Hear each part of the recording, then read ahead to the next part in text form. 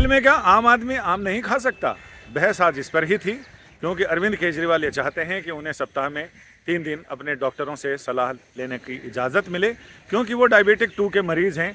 लेकिन ईडी ने जो जवाब दिया वो चौंकाने वाला था। ईडी ने कहा कि केजरीवाल एक तरफ इंसुलिन की मांग कर रहे हैं और दूसरी तरफ ये भी जेल में दबाकर वो आलू पूरी खा रहे हैं या फिर केले खा रहे हैं, आम खा रहे हैं, मिठाइयाँ खा रहे हैं, यानी उच्च शर्करा वाली चीज़ें खा रहे हैं। केजरीवाल का मकसद ये है कि वो किसी भी तरह से मेडिकल ग्राउंड पर अपनी ज़मानत पर बाहर आना चाहते हैं। लेकिन मेडिकल ग्राउंड पर ज़मानत मिलने की क्या शर्तें हैं, इस बारे में हम बात कर रहे हैं सुप्रीम कोर्ट में वकील फुज़ैल खान साहब से।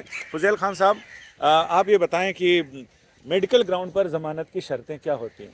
मेडिकल ग्राउंड पे ज़मानत की सबसे पहली शर्त ये है कि वो बीमारी ऐसी हो जिसका जेल के बाहर उसका जिसका इलाज होगा, क्योंकि जेल के अंदर खुद हॉस्पिटल्स हैं जिसमें काफ़ी अच्छे डॉक्टर्स होते हैं। और कई बार माननीय उच्च न्यायालय ने और सर्वोच्च न्यायालय ने कई बड़े लोगों के लिए भी, कई बड़े उद्योगपतियों के लिए भी, कई पॉलिटिशियंस के लिए भी ये बोला है कि ये इलाज जेल के अंदर है, इसके लिए आपको बेल नहीं मिलेगी, आपको बाहर इलाज कराने की ज़रूरत नहीं है। लेकिन कुछ केसेस में माननीय सर्वोच्च न्यायालय ने बेल दी है जहाँ पे कंडीशन ऐसी होती है कि जिस पे जेल के डॉक्टर्स ये रिपोर्ट देते हैं कि इनकी कंडीशन ऐसी है कि इनको बाहर इलाज करने की अनुमति दे दी जाए। या तो ऑपरेशन या कुछ ऐसे ऑपरेशन, सर्जरी, या किसी की किडनी डैमेज है या हार्ट का जो है वो पुराना इशू है, तो उन सर्कमस्टांसेस पे जो है कोर्ट अलाउ करता है, जिसमें लालू जी को भी एक बार मेडिकल कंडीशन पे ही बेल मिली थी, अगर आपको याद हो तो। लेकिन अब क्योंकि जेल के अंदर ही इतनी सुविधाएं हैं स्वास्थ्य को लेकर के कि नॉर्मल सर्कमस्टांसेस पे सुप्रीम कोर्ट यही कहता है कि इसका इलाज जेल के अंदर हो सकता है। और क्या अगर डायबिटीज कोई शुगर का मरीज हो, दबाकर मीठा खाए और कई बार चाय पिए, तो ऐसी स्थिति में अगर उसके शुगर लेवल हाई हो जाए तो खतरनाक स्तर तक, तो क्या उसको बेल मिल सकती है? देखिए, ये एक बहुत ही सब्जेक्टिव क्वेश्चन है, ये तो कोर्ट ही डिसाइड करेगा।